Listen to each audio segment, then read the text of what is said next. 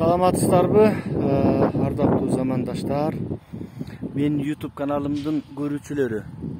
Биз азыр Сокулук районундагы клубника жана малина өстүргөн Жыргал деген жигиттин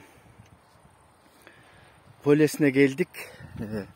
Албетте биз дагы ушу полька деген сорт эккенбиз, тиккенбиз. Полканы ушу Жыргалдан алганбыз. Жакшы. Биздики деле ушул сыяктуу өсүп атат, мынакей. Мунуку да жакшы өсүп атыптыр. Ал эми бул болсо клубникасы экен. Жазда тигилген. Италиянын Мурана деген сорт экен. Жакшы өсүп атыптыр.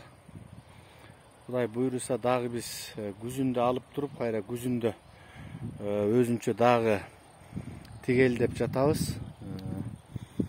Ал эми карагаты дагы өзүнчө азыр карагаты боюнча дагы карагатын да көрсөтөм сиздерге. Урматтуулар, мына бул карагаты, карагат кадимки көлдө өскөн карагатты дагы сонукул өстүрүп атыптыр.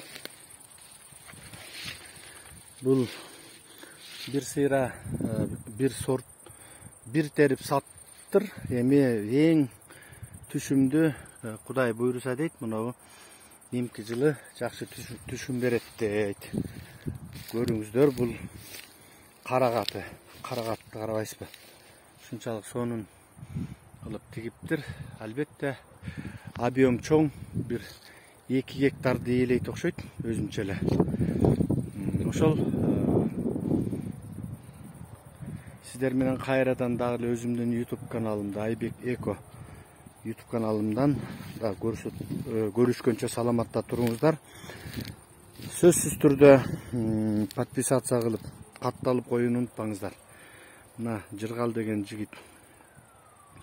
Могу жигит, муну баардык ягода өстүрүүчүлөр тааныйт болуш керек.